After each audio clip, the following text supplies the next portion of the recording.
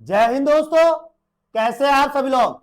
आशा करता हूं आप सभी ठीक होंगे, स्वस्थ होंगे और मौज कर रहे होंगे। मैं अंकित एक बार फिर से आपके अपने एजुकेशन चैनल वासुदेव एजुकेशन में आपका स्वागत करता हूं। और दोस्तों, आज हम बात करने वाले हैं तीनों स्ट्रीम के लिए और राजस्थान यूनिवर्सिटी का एक और मॉडल पेपर जो बड़े किफायती और बड़े शानदार क्वेश्चंस के साथ में आपके पास लेके आया हूं, जो रहने वाला है आपके बीए, बीएससी और बीको तीनों स्ट्रीम के लिए, सेमेस्टर फोर्थ के लिए। और हम बात करने वाले हैं बेटा इन्वायरमेंट मैनेजमेंट की। किसकी बेटा? इन्वायरमेंट मैनेजमेंट की, पर्यावरण प्रबंधन की हम बात करने वाले हैं कि पर्यावरण को हम कैसे मैनेज कर सकते हैं। और मैं लेके आया हूं बेटा आपके पास में मॉडल पेपर। क्या बेटा? पूरा मॉडल पेपर लेके आया हूं। अंडर 50 में मैं क्वेश्चंस लेके आया हूं और पेपर में छपने वाले क्वेश्चंस लेके आया हूं जो आपके पेपर में बेस्ड रहने वाले हैं, हूबहू दिखने वाले हैं। और बेटा मैं सिंपल सी बात कहूंगा कि आपके पास में आएंगे 40 क्वेश्चंस। 40 क्वेश्चंस आएंगे और इन 40 क्वेश्चंस में से हम कौन सा क्वेश्चंस लेके आए हैं जो आपके एग्जाम में छपने वाले हैं। तो देखते हैं अपने पास में एक एक क्वेश्चंस को बड़े बेहतरीन तरीके से। तो आइए बेटा, पहला क्वेश्चन है अपने पास में, पर्यावरण किसका समुच्चय है? पर्यावरण किसका समुच्चय है? Environment is the combination of which of the following. तो बेटा पर्यावरण जो है वो दो कारकों से मिलकर बनता है। कितने से बेटा? दो कारकों से मिलकर बनता है। एक हमारा जैविक होता है और एक हमारा अजैविक कारक होते हैं, यानी कि बायोटिक फैक्टर और एबायोटिक फैक्टर। यानी पर्यावरण दो कारकों से मिलकर बनेगा बेटा, जैविक कारकों से और बनेगा बेटा अजैविक कारकों से। क्लियर बात है। दूसरा क्वेश्चन है बेटा, पारिस्थितिकी तंत्र शब्द किसने दिया? The term ecosystem was coined by. किसने दिया? तो बेटा याद रखना, टेंसले ने दिया। किसने दिया बेटा? टेंसले ने दिया। किसने?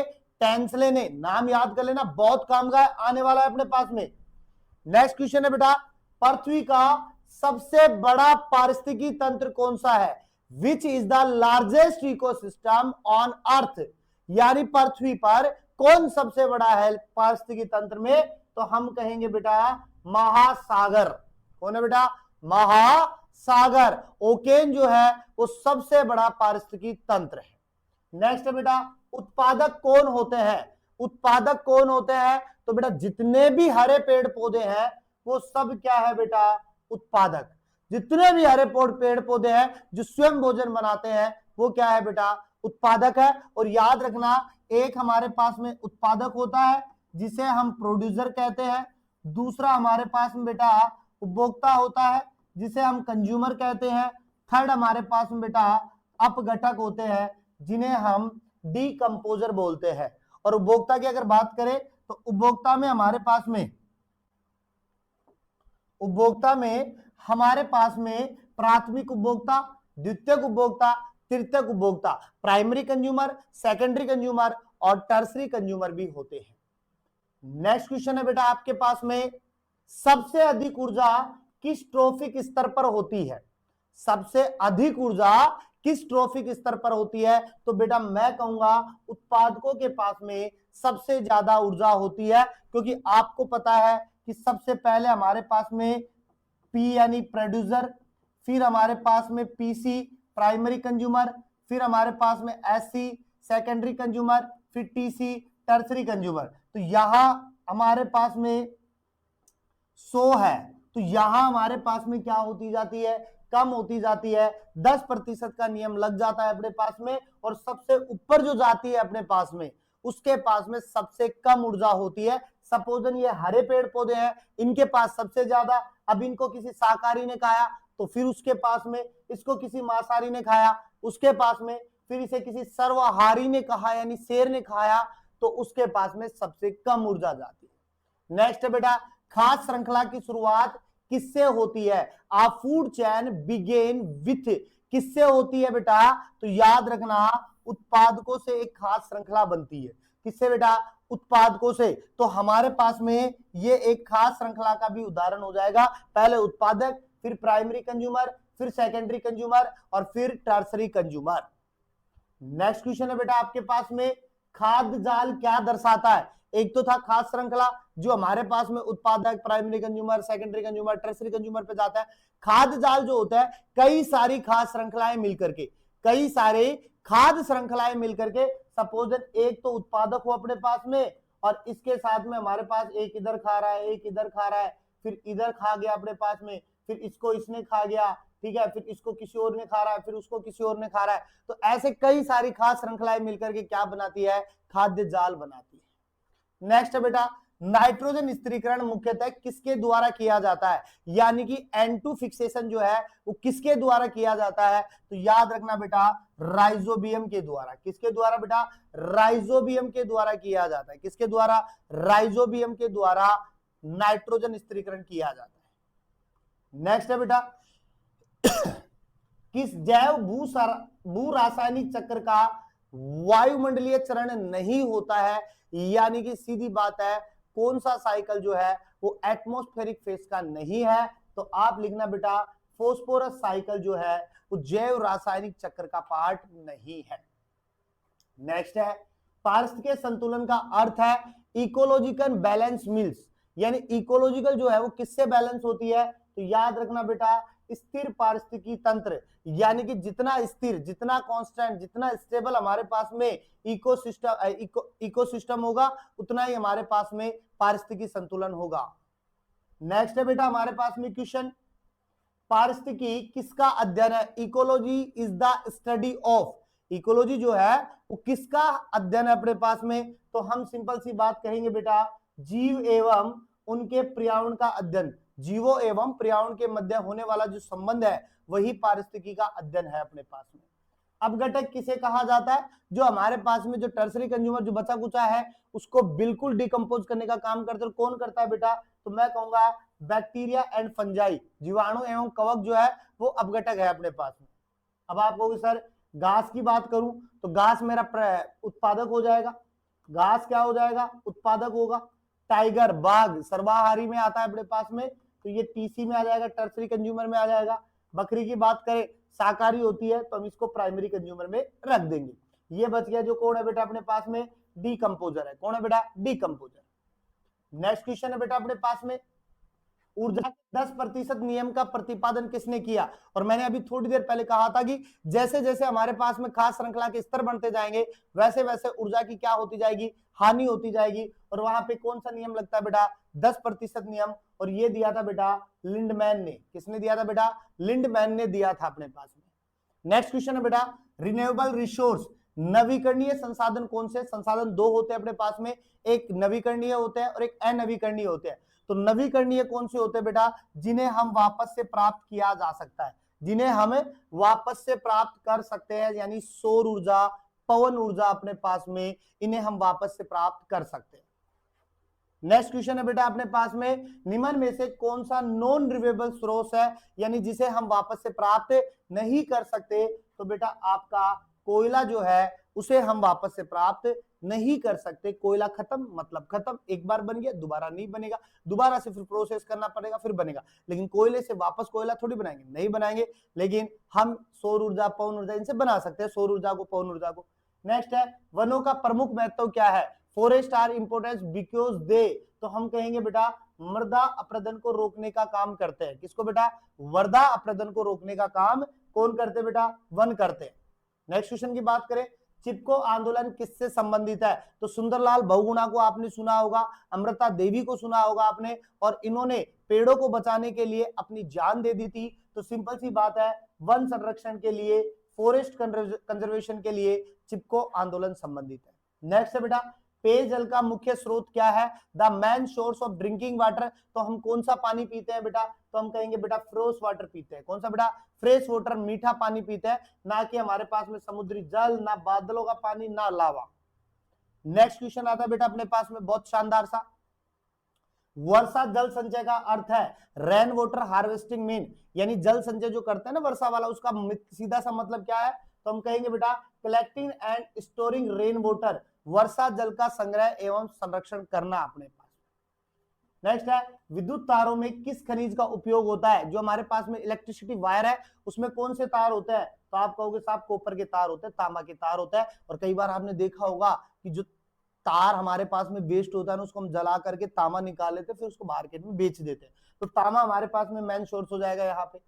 नेक्स्ट है बेटा पेट्रोलियम को क्या कहा जाता है? पेट्रोलियम को मतलब काला सोना, ब्लैक गोल्ड। अगर किसी के पास में पेट्रोल के कुएं है ना तो काला सोने के बराबर है, मतलब काला सोना कह देंगे, ब्लैक गोल्ड कह देंगे। निम्न में से कौन सा नवीकरणीय ऊर्जा स्रोत नहीं है? किसकी बात करने बेटा? नवीकरणीय ऊर्जा स्रोत नहीं है अपने पास में, तो हम लिखेंगे बेटा सोलर एनर्जी। सॉरी है, कौन सा नवीकरणीय ऊर्जा स्रोत है? तो हमारे पास में बेटा सौर ऊर्जा हो जाएगी अपने पास में। कौन सी बेटा? सौर ऊर्जा हो जाएगी।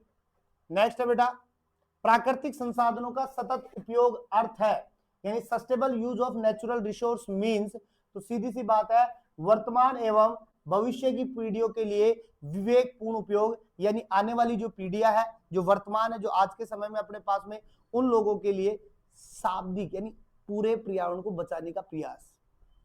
नवीकरणीय ऊर्जा का सबसे बड़ा स्रोत है अपने पास में, यानी सबसे बड़ा स्रोत जिसे हम बार बार काम में ले सकते हैं, तो बेटा सूरज है। कौन है बेटा? सूरज दादा, यानी सूर्य, सन बेटा। नेक्स्ट है वन मुख्य रूप से किस गैस को अवशोषित करते हैं? तो बेटा जो वन है यानी पेड़ पौधे जो है वो किस गैस को अवशोषित करता है? तो हम कहेंगे कार्बन डाइऑक्साइड को। किसको बेटा? कार्बन डाइऑक्साइड को, क्योंकि भोजन बनाने में काम में लेते हैं। और जैसे जैसे पेड़ कटते गए, वन कटते गए, कार्बन डाइऑक्साइड की मात्रा बढ़ती गई, ग्लोबल वार्मिंग को भी बढ़ाते गए। वायु प्रदूषण मुख्य रूप से मानव शरीर के किस अंग को प्रभावित करता है? तो सिंपल सी बात है, एयर कहां जाती है? नाक के द्वारा अपने पास में फेफड़ों के पास, और फेफड़ों को ये क्या करते हैं बेटा? प्रभावित करता है। नेक्स्ट क्वेश्चन है बेटा अम्लीय वर्षा के लिए मुख्य रूप से कौन सी गैस जिम्मेदार है? Which gas is mainly responsible for acid rain? तो बेटा दो गैस होती है, जिसमें से एक मैंने लिखा है बेटा सल्फर के ऑक्साइड, तो सल्फर डाइऑक्साइड है, SO2 जो है वो अम्लीय वर्षा के लिए मुख्य रूप से है। और अगर SO2 ना देके रखेगा तो नाइट्रस के ऑक्साइड देगा बेटा NO2, तो ये भी हमारे पास में अम्लीय वर्षा का महत्वपूर्ण कारण है, तो याद रखना बेटा। ग्लोबल वार्मिंग के लिए मुख्य रूप से कौन सा प्रदूषक जिम्मेदार है? ग्लोबल वार्मिंग की बात हो रही तो थोड़ी देर पहले मैंने आपको नॉर्मल बताया कार्बन डाइऑक्साइड। जितना कार्बन डाइऑक्साइड बढ़ता जा रहा है उतना ही ग्लोबल वार्मिंग जो है अपनी चरम पर पहुंचती जा रही है। नेक्स्ट क्वेश्चन है बेटा 29वां, जल प्रदूषण का मुख्य कारण है। तो बेटा जल प्रदूषण, वाटर पोल्यूशन किसकी वजह से हो रहा है? तो आप कह दो बेटा औद्योगिक अपशिष्ट की वजह से, इंडस्ट्रियल जो वेस्ट है उसकी वजह से हमारे पास में जल प्रदूषण चरम पे है। नेक्स्ट है बेटा पीने के जल का आदर्श पीएच कितना है? यानी नॉर्मल जो पीने का जो पानी होता है उसका पीएच कितना होता है? तो आप कह दो 7 बेटा। कितना बेटा? 7 होता है। कितना? 7 होता है अपने पास में। नेक्स्ट है बेटा हाँ, अब मेरे को आप बताओगे एसिड रेन का कितना होता है और जो वर्षा जल होता है उसका कितना होता है? 2 क्वेश्चन छोड़ के जा रहा हूं, जल्दी बताइएगा मेरे को कमेंट में। मृदा प्रदूषण मुख्य रूप से किसके अत्यधिक उपयोग से होता है? तो मृदा प्रदूषण की बात कर रहे हैं तो बेटा जो हम उर्वरक काम में लेते हैं, जो हमारे पास में जो पेस्टिसाइड्स है उनके द्वारा, तो हम लिखेंगे बेटा जो उर्वरक है यूरिया वगैरह है, तो उससे मृदा प्रदूषण की संभावना ज्यादा है। नेक्स्ट है बेटा ध्वनि प्रदूषण किस इकाई से मापा जाता है? तो बेटा ध्वनि प्रदूषण से रिपीटेड क्वेश्चन है, बहुत बार आता है, तो आप लिख दो बेटा डेसिबल। कौन सा बेटा? डेसिबल जो है वो हमारे पास में किसको मापने की इकाई है? ध्वनि प्रदूषण को मापने की इकाई होती है, और ये क्वेश्चन रिपीटेड होता है अपने पास में। नेक्स्ट क्वेश्चन है बेटा WHO के अनुसार आवासीय क्षेत्र में दिन के समय ध्वनि स्तर लगभग कितना होना चाहिए? जो हमारे पास में जहां रह रहे हैं ना वहां पे कितना होना चाहिए WHO के अकॉर्डिंग? तो आप 55 डेसिबल की बात कर सकते हो। कितना बेटा? 55 डेसिबल। अगर 55 डेसिबल है तो नॉर्मल है, अगर उससे ऊपर जा रहा है तो सीधी सी बात है वहां पे साउंड पोल्यूशन होने वाला है। नेक्स्ट बेटा अपशिष्ट को उपयोगी वस्तुओं में बदलने की प्रक्रिया। जो अपशिष्ट होता है ना, जो वेस्ट है बिल्कुल अपने पास में, उसको वापस हम उपयोग में ला रहे हैं, तो रिसाइकलिंग होती है। क्या बेटा? रिसाइकलिंग, पुनः चक्रण करते हैं अपने पास में ताकि हम काम में ले सके। नेक्स्ट है बेटा 3R का मतलब क्या है? The 3R stand for. तो ये बहुत इंपॉर्टेंट क्वेश्चन है, सेकंड सेमेस्टर के अंदर भी आया था। 3R क्या है? तो 3R का मतलब है बेटा रिड्यूस, रीयूज और रिसाइकल। क्या बेटा? रिड्यूस, रीयूज और रिसाइकल होता है बेटा अपने पास में। नेक्स्ट है बेटा बायोडायवर्सिटी के संरक्षण के 2 प्रमुख स्रोत।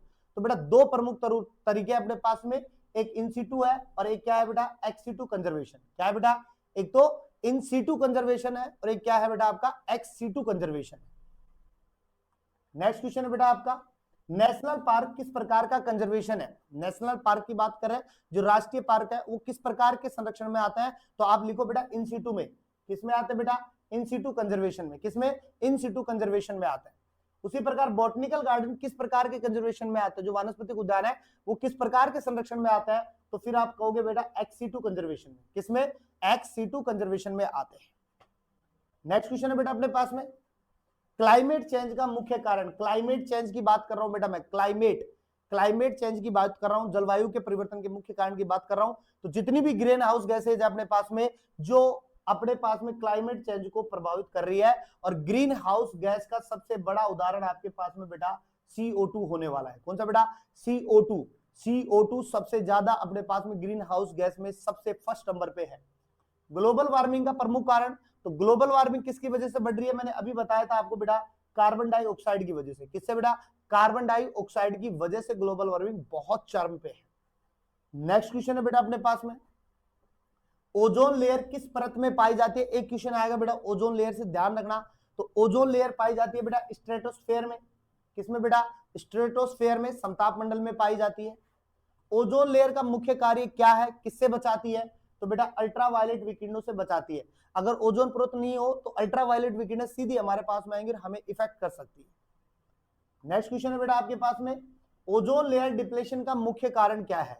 ओजोन लेयर डिप्लेशन का मुख्य कारण क्या है? तो आप लिख दीजिए बेटा CFC, क्लोरोफ्लोरोकार्बन। क्या बेटा? क्लोरोफ्लोरोकार्बन अपने पास में। कौन बेटा? क्लोरोफ्लोरोकार्बन हो जाएगा। उसके बाद में बेटा भारत में इन्वायरमेंट प्रोटेक्शन एक्ट कब लागू हुआ? तो भारत की बात कर रहा हूं, भारत की बात कर रहा हूं, इन्वायरमेंट प्रोटेक्शन की बात कर रहा हूं, पर्यावरण संरक्षण की बात कर रहा हूं मैं अपने पास में। तो आप लिख दो बेटा 1986। कब हुआ था बेटा? 1986 में हुआ था अपने पास में। उसके बाद में हम बात करें बेटा वाइल्ड लाइफ प्रोटेक्शन एक्ट किस वर्ष लागू हुआ था? तो वाइल्ड लाइफ प्रोटेक्शन एक्ट की बात कर रहा हूं, वन्य जीव की बात कर रहा हूं, तो यह हुआ था बेटा 1972 में। कब हुआ था? 1972 में हुआ था अपने पास में। नेक्स्ट है बेटा मॉन्ट्रियल प्रोटोकॉल किससे संबंधित है? तो मॉन्ट्रियल प्रोटोकॉल बेटा ओजोन लेयर प्रोटेक्शन से, ओजोन लेयर को बचाने के लिए, क्योंकि ओजोन लेयर सबसे घातक, ओजोन लेयर नहीं होगी तो अल्ट्रावायलेट रेज हमारे पास में आएगी और हमें इफेक्ट कर सकती है, हमारे डीएनए को डैमेज कर सकती है। तो ओजोन लेयर प्रोटेक्शन के लिए मॉन्ट्रियल प्रोटोकॉल बनाया गया था। नेक्स्ट है बेटा अपने पास में क्योटो प्रोटोकॉल किससे संबंधित है? तो क्योटो प्रोटोकॉल की बात कर रहे हैं, तो क्योटो प्रोटोकॉल बेटा अपने पास में जापान में हुआ था, जो क्लाइमेट चेंज से संबंधित है। किससे बेटा? क्लाइमेट चेंज से संबंधित है। तो ये थे बेटा आज के हमारे टॉप 47 क्वेश्चंस जो आपके एग्जाम में छपने वाले हैं, एग्जाम में आपको देखने को मिल जाएंगे, ताकि आपका, और बेटा मैं एक बात कहूंगा सीरियस पढ़ लेना, क्योंकि यहां से क्वेश्चन बनने वाला है और आपको पता है क्वेश्चन बहुत ज्यादा बनते हैं। इसलिए जल्दी से जल्दी अपने पास में वीडियो को देखो, अपने दोस्तों के साथ में शेयर करो, ताकि वो भी अपने वीडियो का लुत्फ उठा पाए। और जिसने अभी तक अपने चैनल को सब्सक्राइब नहीं किया है तो जल्दी से सब्सक्राइब कर दो, क्योंकि आप अभी 5th सेमेस्टर आपका बाकी है, 6th सेमेस्टर आपका बाकी है, तो आपके बहुत काम आने वाली चीजें हैं। और मिलते हैं नेक्स्ट वीडियो के साथ में, तब तक आप बने रहिएगा और हमेशा की तरह बेटा मुस्कुराते रहिए। मुस्कुराने जीवन का अमूल्य पल है।